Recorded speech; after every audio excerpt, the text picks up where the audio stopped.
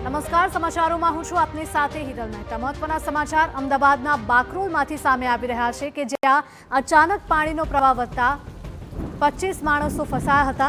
ખેતરમાં કામ કરતા 25 જેટલા મજૂર અહીંયા ફસાયા હતા। અમદાવાદ ફાયર વિભાગની ટીમે 5 થી 7 લોકોનું રેસ્ક્યુ કર્યું છે। ફસાયેલા લોકોને સલામત રીતે બહાર કાઢવા માટે રેસ્ક્યુ ઓપરેશન હજુ પણ ચાલુ છે। તો છેલ્લા અનેક કલાકથી આ તમામ ખેત મજૂરો ફસાયા છે અને તેમને ત્યાંથી સુરક્ષિત રીતે બહાર કાઢવા માટે સતત ઓપરેશન ચાલી રહ્યું છે। બાકરોલ પાસેના આ દ્રશ્યો સામે આવ્યા છે। સાબરમતી નદીમાં 25 માણસો ફસાયા હોવાની આ ઘટના સામે આવી રહી છે। ખેતરમાં કામ કરતા 25 જેટલા મજૂર અહીંયા ફસાયા હતા। અમદાવાદ ફાયર વિભાગની ટીમે 5 થી 7 મજૂરનું રેસ્ક્યુ પણ કર્યું છે, જેમને બોટ દ્વારા રેસ્ક્યુ કરીને સલામત જગ્યાએ ખસેડવામાં આવી રહ્યા છે। હજુ પણ અનેક લોકો ફસાયેલા છે કે તેમને સલામત રીતે ત્યાંથી બહાર કાઢવામાં આવી રહ્યા છે। આ રેસ્ક્યુ ઓપરેશન હજુ પણ યથાવત છે, તો ફસાયેલા લોકોને સલામત રીતે બહાર કાઢવા માટે સતત તંત્ર કામે લાગેલું છે। તો સાબરમતી નદીનું જળસ્તર અચાનક જ વધી રહ્યું છે અને તેને પગલે બાકરોલ પાસે સાબરમતી નદીમાં 25 જેટલા માણસો ફસાયા હતા। ખેતરમાં કામ કરતા 25 જેટલા ખેત મજૂરો ફસાયા હતા। અમદાવાદ ફાયર વિભાગની ટીમ ત્યાં તાત્કાલિક પહોંચી હતી અને 5 થી 7 લોકોનું રેસ્ક્યુ પણ કરવામાં આવ્યું છે। તેમનો જીવ બચાવી લેવામાં આવ્યો છે। તો ફસાયેલા અન્ય લોકોને પણ સલામત રીતે બહાર કાઢવા માટે રેસ્ક્યુ ઓપરેશન હજુ પણ યથાવત છે।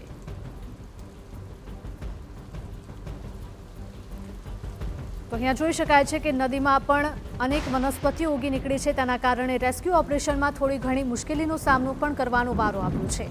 અમદાવાદના બાકરોલ પાસેના આ દ્રશ્યો છે। સાબરમતી નદીમાં 25 માણસો ફસાયા હતા। ખેતરમાં કામ કરતા 25 જેટલા મજૂરો એક જગ્યાએ ફસાયા હતા। અમદાવાદ ફાયર વિભાગની ટીમે 5 થી 7 જેટલા લોકોનું પણ રેસ્ક્યુ કર્યું છે, જેમને ત્યાંથી સુરક્ષિત રીતે બોટમાં ખસેડવામાં આવ્યા છે, સુરક્ષિત જગ્યાએ ખસેડવામાં આવ્યા છે। ફસાયેલા લોકોને સલામત રીતે બહાર કાઢવાનું ઓપરેશન ચાલુ છે।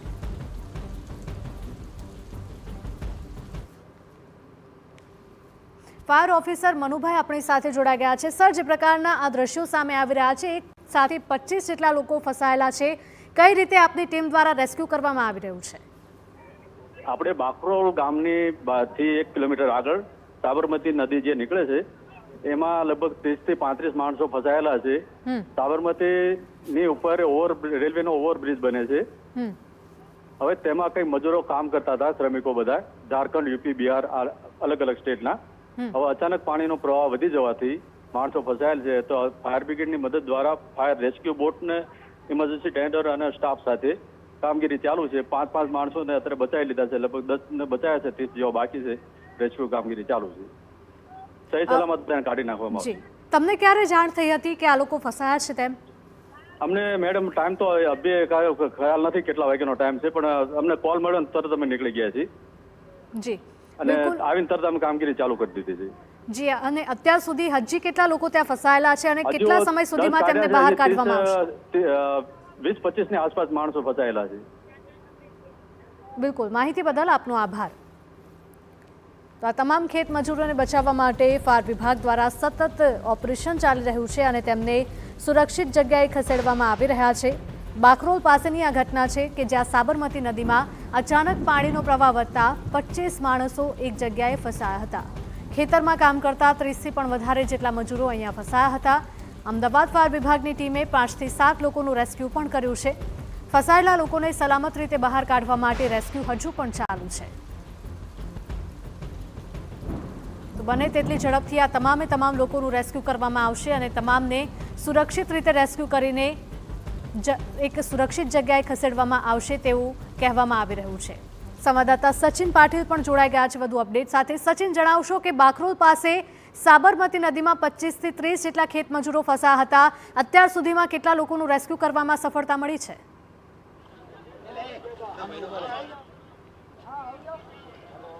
જો અત્યારે આ જે મજૂરો અંદર ફસાયેલા હતા એ રેલવેનું કામ કરી રહ્યા હતા। રેલવેની જે લાઇન છે એની એક ઓવરહેડ જે લાઇન છે એ જઈ રહી છે અને એમાં આ મજૂરો ફસાયેલા હતા।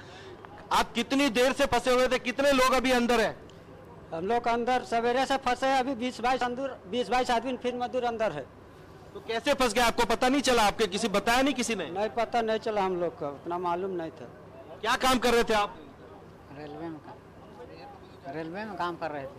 रेलवे में काम करते हैं आप, रहते भी वहीं हैं? हाँ, तो फिर क्या हुआ, मतलब कितनी देर तक आप अंदर फंसे रहे? सवेरे से हम लोग 7 बजे से फंसे थे।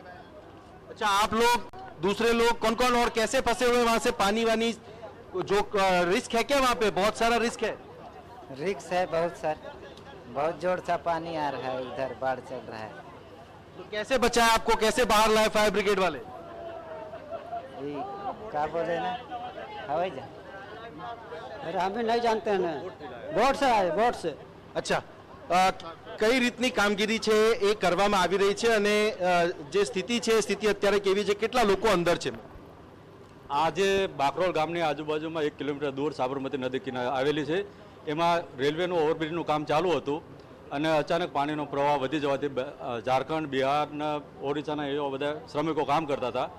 પછી તાત્કાલિક એમને કોલ ફાયર બ્રિગેડને આવેલો. ફાયર બ્રિગેડે નજીકના સ્થળોથી જે ફાયરની જે ટીમો છે, રેસ્ક્યુ બોટને, ફાયર ઇમરજન્સી ટેન્ડરો તાત્કાલિક સ્ટાફ સાથે રવાના કર્યા. આવીને તાત્કાલિક કામગીરી ચાલુ કરી અને 5 ને 5 10 જેવા તો બચાવી લીધા. બીજા કામગીરી ચાલુ છે. અચ્છા, આ અહીંયા ઝાડી ઝાંખરા બહુ છે એટલે બોટમાં તમને જવું પણ ખૂબ કઠિન થતું હશે. કેટલું રિસ્કી થઈ રહ્યું છે આ? રિસ્કી તો બહુ ફૂલ છે, કારણ કે બોટ ગમે ત્યારે પલટી ખાઈ જાય, કોઈ નક્કી નહીં. પાણીનો પ્રવાહ વધારે છે, બાવળ ફૂલ છે, બાવળ વધારે છે, એટલે ગમે ત્યારે શું થઈ શકે કંઈ નક્કી નહીં. અચ્છા, અને જે જગ્યાએ લોકો ફસાયેલા છે ત્યાં કેવી રીતની સ્થિતિ છે? ત્યાંથી બહાર એમને બોટમાં બેસાડવા એ કેટલું કઠિન થઈ રહ્યું છે? બોટમાં એમને ત્યાંથી જે ખંભા ઉપર ઉપાડી અને ત્યાંથી અમે બોટમાં બેસાડીએ છીએ એમને. ઓકે, અને આ જે ટોટલ કેટલા લોકો ફસાયેલા છે અને કેટલા અંતરેથી એમને બહાર લાવવામાં આવી રહ્યા છે? લગભગ 1.5 કિલોમીટર જેવું છે અંદર આગળ, ત્યાંથી અમે બચાવીને લાવીએ છીએ. અને હજુ કેટલા સમય સુધી ચાલે એવું લાગે છે અને કેટલી બોટ આપણે યુઝ કરી રહ્યા છે? કેટલા ફાયરમેન અહીંયા છે? અત્યારે લગભગ 25 થી 30 ફાયરમેનો છે મારે જોડે અને 2 બોટ કામગીરી ચાલુ છે અત્યારે. હજુ બીજી બોટ મંગાવી છે આપણે? આ એક બીજી વધારાની એક બોટ મંગાવી છે. તો અહીંયા જુઓ તમે, હજુ જે બોટ છે 3 બોટ મંગાવવામાં આવી છે. ફાયર બ્રિગેડના જવાનો અહીંયા કામ કરી રહ્યા છે, પોલીસ બંદોબસ્ત અહીંયા છે, ગામના લોકો પણ અહીંયા છે અને આ લોકો જે રેસ્ક્યુ થઈને આવેલા છે એ પણ અહીંયા છે. હવે આ લોકો મધ્યપ્રદેશ અને અલગ અલગ રાજ્યોથી આવેલા છે અને તમામ લોકો જે છે એમને બોટ દ્વારા લાવવામાં આવી રહ્યા છે. અને આપ જોશો પણ તો આખા જે દ્રશ્યો છે, દ્રશ્યો એ પ્રકારના છે કે એટલી બધી ઝાડી અને એટલા બધા ઝાડ છે રસ્તામાં, પાણીમાં, નદીમાં, કે એના કારણે, બાવળને કારણે જે છે એ બોટને અંદર લઈ જવી અને ત્યાંથી બહાર લાવવી અને સાથે જ સાથે પાણીનું વહેણ, આ બધા જ પડકારો જે છે અત્યારે સામે આવી રહ્યા છે. અને આ પરિસ્થિતિ અત્યારે બાકરોલ પાસેનું આ એક જે ગામ છે ત્યાંની છે. અને આ જે સ્થિતિ છે એ સ્થિતિ તમે જોશો તો પાણીનો જે પ્રવાહ છે, લગભગ જે 51,000 ક્યુસેક પાણી છોડવામાં આવ્યું છે, ત્યારબાદ જે આ પરિસ્થિતિ છે એ સાબરમતી નદીની આપણે જોઈ પણ રહ્યા છીએ. અને આ જે રેસ્ક્યુ ઓપરેશન છે, રેસ્ક્યુ ઓપરેશનમાં સામેના તરફ જે આપ જોશો તો ત્યાં આપને દ્રશ્યમાં દેખાશે ઝાડીની પેલી તરફ. અમે એ દ્રશ્યો પણ બતાવવાના પ્રયાસો કરીશું. અને બીજું આ તરફ તમે જોશો તો સામેની તરફ જે છે તમને લોકો દેખાશે જે એંગલમાં ક્યાંક બેઠેલા છે, ક્યાંક ઉપર ચડીને બેઠેલા છે કે તેઓ ત્યાં સુરક્ષિત રહે, કારણ કે પાણીનું જે સ્તર છે, નદીનું જે સ્તર છે, સ્તર વધી રહ્યું છે.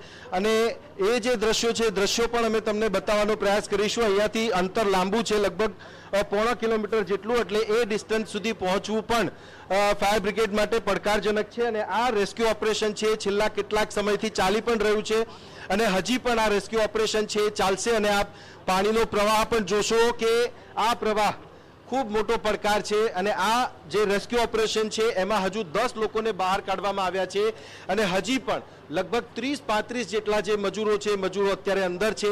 અને આ પ્રક્રિયા જે છે એ બચાવ કામગીરીની સતત જે છે ફાયર બ્રિગેડની ટીમ દ્વારા કરવામાં આવી રહી છે. 2 બોટ છે, ફાયર બ્રિગેડના અન્ય જવાનો છે અને ત્રીજી બોટ જે છે હજુ મંગાવવામાં આવી છે કે વહેલામાં વહેલી તકે જે તમામ મજૂરો જે કામ કરી રહ્યા છે રેલવેના કોન્ટ્રાક્ટ ઉપર, તે તમામ મજૂરોને પણ હેમખેમ બહાર કાઢી શકાય. બિલકુલ સચિન, માહિતી બદલ આપનો આભાર. તો કામ કરી રહેલા 30થી પણ વધારે જેટલા મજૂરો અહીંયા ફસાયા હતા અને તમામ મજૂરોને બહાર કાઢવા માટે અત્યારે ઓપરેશન ચાલી રહ્યું છે. ફાયર વિભાગ દ્વારા 2 બોટ દ્વારા આ રેસ્ક્યુ ઓપરેશન ચાલી રહ્યું છે અને હજુ પણ વધારાની 1 બોટ મંગાવવામાં આવી રહી છે, જેના કારણે રેસ્ક્યુ ઓપરેશન વધારે સરળતાથી અને ઝડપી થઈ શકે.